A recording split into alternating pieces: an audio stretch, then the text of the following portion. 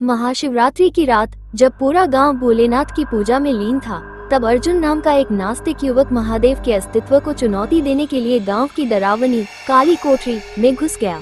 उसे यकीन था कि भूत प्रेत और श्राप सिर्फ अंधविश्वास है, लेकिन उस रात जो हुआ उसने पूरे गांव को हिलाकर रख दिया। अर्जुन की चीखें मंदिर तक गूंजने लगी, कोठरी के दरवाजे अपने आप बंद हो गए और फिर वो कभी वैसा नहीं रहा। क्या महाकाल का श्राप सच था? क्या अर्जुन ने कोई भयावह शक्ति जगा दी थी? इस कहानी को सुनकर आपके रोंगटे खड़े हो जाएंगे। कहीं अन कहीं बात हिंदी हॉरर स्टोरी। भूतिया शिवरात्रि, महाकाल का श्राप। कभी कभी कुछ जगहें इतनी पवित्र होती हैं कि वहाँ अधर्म की कोई जगह नहीं होती, लेकिन अगर कोई अज्ञानी, लोभी या नास्तिक वहाँ गलत काम कर बैठे तो न सिर्फ उसका विनाश तय होता है, बल्कि उसकी आत्मा भी कभी शांति नहीं पाती। ये कहानी एक ऐसे ही शख्स की है जिसने महाशिवरात्रि की रात भोलेनाथ के क्रोध को ललकारा, और फिर जो हुआ वह इतना भयावह था कि आज भी लोग उस घटना को याद कर सिहर उठते हैं। मध्य प्रदेश के एक छोटे से गांव में एक पुरानी कोठरी थी जिसे लोग काली कोठरी कहते थे। कहा जाता था कि वहां कोई नहीं जाता, खासकर महाशिवरात्रि की रात। बुजुर्ग कहते थे कि वह स्थान स्वयं महाकाल के रौद्र रूप से बंधा हुआ है। पर एक युवक अर्जुन इन बातों पर विश्वास नहीं करता था। वह शहर में पढ़ा लिखा था और इन पुरानी मान्यताओं का मजाक उड़ाता था। उसे हमेशा लगता था कि ये सब अंधविश्वास है, लेकिन महाशिवरात्रि की रात उसने जो किया वह उसकी सबसे बड़ी भूल बन गई। गांव के लोग हर महाशिवरात्रि को मंदिर में जागरण करते थे। उस रात अर्जुन ने अपने दोस्तों के सामने हंसते हुए कहा, अरे यार, ये सब बकवास है। अगर इस कोठरी में सच में कोई आत्मा होती तो अभी तक किसी को कुछ हो जाता। मैं अभी जाकर देखता हूँ। लोगों ने उसे रोका, पर वह नहीं माना। नशे में धुत अर्जुन बोला, अगर आज महाकाल सच्चे हैं तो मुझे रोक कर दिखाएं। रात के ठीक 12 बजे जब पूरा गांव मंदिर में भजन कीर्तन कर रहा था, अर्जुन अकेला उस कोठरी में घुस गया। भीतर घुप्पा अंधेरा था, एक तेज दुर्गंध पूरे माहौल में फैली थी। अचानक हवा में एक अजीब सी फुसफुसाहट गूंजी, तूने गलती कर दी।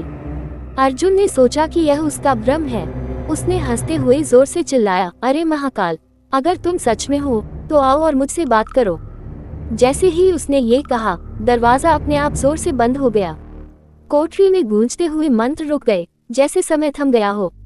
गांव वालों ने मंदिर में बैठकर अर्जुन की भयानक चीखें सुनी। वह किसी को पुकार रहा था, रो रहा था, लेकिन उसकी आवाज डरावनी और अजीब हो चुकी थी। जब लोगों ने दरवाजा तोड़ने की कोशिश की तो भीतर से जोरदार ठहाके गूंजने लगे। एक गहरी रौद्र हंसी, जैसे कोई महाकाल का रौद्र रूप स्वयं अंदर प्रकट हो गया हो। जब दरवाजा टूटा तो जो नजारा लोगों ने देखा वह उनकी जिंदगी का सबसे भयानक दृश्य था। कोठरी के अंदर अर्जुन एक कोने में पड़ा था। उसकी आंखें फटी हुई थी, चेहरा काला पड़ चुका था और उसका शरीर अकड़ा हुआ था। लेकिन सबसे डरावनी बात थी, उसकी छाती पर जली हुई राख से एक त्रिशूल बना हुआ था, जैसे किसी अदृश्य शक्ति ने उस पर प्रहार किया हो। अर्जुन की आत्मा कोठरी में ही कैद हो गई। उसके मरने के बाद भी हर महाशिवरात्रि की रात लोग वहाँ किसी को रोते बिलखते सुनते हैं। कई बार आधी रात को वहाँ से किसी के हंसने की आवाज आती है और कभी कभी कोठरी के बाहर किसी को खड़ा हुआ देखा जाता है। गांव के बुजुर्गों का कहना है कि वह कोठरी महाकाल के एक प्राचीन तांत्रिक साधक की तपस्या की जगह थी। एक बार एक राजा ने वहां पूजा रोकने की कोशिश की थी और उसे भी अर्जुन की तरह महाकाल के क्रोध का सामना करना पड़ा था। आज भी उस गांव में कोई भी महाशिवरात्रि की रात उस कोठरी के पास जाने की हिम्मत नहीं करता, क्योंकि अर्जुन की आत्मा अब भी वहां कैद है और जो कोई भी महादेव के क्रोध को चुनौती देगा उसे वही अंजाम भुगतना पड़ेगा। अर्जुन की मौत के बाद गाँव के लोग डर के साए में जीने लगे। कई बार रात में कोठरी से किसी के जोर जोर से रोने की आवाज आती, कभी वहां से डरावनी हंसी सुनाई देती, तो कभी अचानक मंदिर के शिवलिंग पर काली राख के निशान दिखते।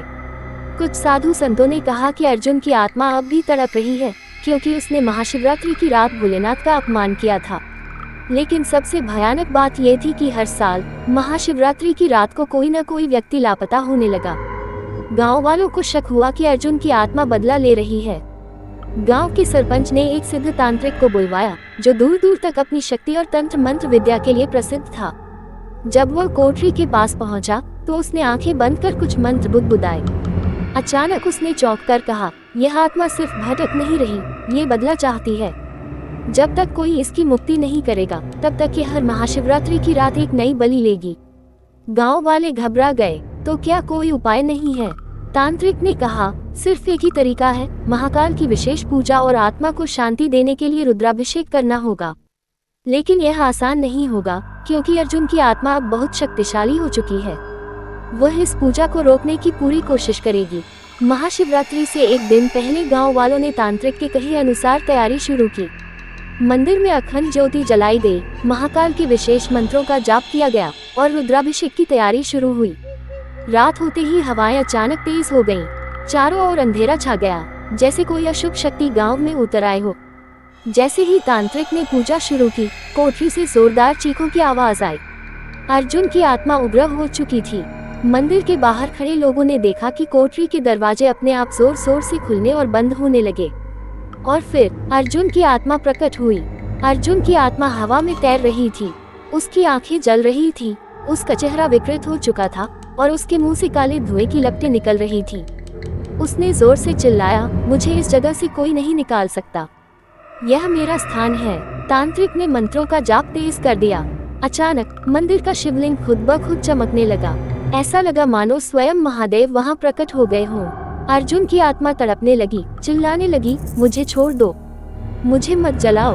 तांत्रिक ने रुद्राक्ष की माला अर्जुन की ओर फेंकी और जैसे ही वह उसे छूती, अर्जुन की आत्मा जोर से चीखी, महाकाल क्षमा करो। अचानक बिजली कड़कने लगी और एक जोरदार गर्जना के साथ अर्जुन की आत्मा आग में बदल गई। कोठरी के दरवाजे टूट गए और हवा में महादेव के ओम नमः शिवाय मंत्र गूंजने लगे। अर्जुन की आत्मा मुक्त हो गई। जब सब कुछ शांत हुआ तो गांव वालों ने देखा कि कोठरी अब पूरी तरह जल चुकी थी। वहां सिर्फ राख बची थी और उसके बीच में एक छोटा सा शिवलिंग प्रकट हो चुका था। तांत्रिक ने कहा, महाकाल ने इस स्थान को शुद्ध कर दिया, अब यहाँ कोई भूत प्रेत नहीं रहेगा।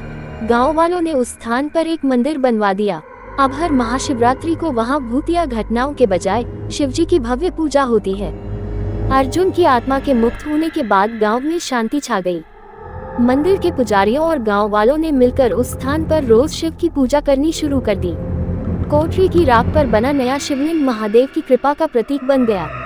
लेकिन कहानी यही खत्म नहीं हुई। एक साल बाद फिर महाशिवरात्रि आई। गांव में सब कुछ सामान्य था। लोग मंदिर में भजन कीर्तन कर रहे थे, दीप जलाए जा रहे थे। लेकिन आधी रात के बाद अचानक मंदिर के घंटे खुद ब खुद बजने लगे। कुछ लोगों ने देखा कि शिवलिंग पर हल्की हल्की राख की परत फिर से जमने लगी थी और हवा में किसी की धीरे धीरे हंसने की आवाज आ रही थी। पुजारी घबरा गए। उन्होंने मंत्रों का जाप तेज कर दिया, लेकिन आवाजें और भूतिया शिवरात्रि, महाकाल का श्राप।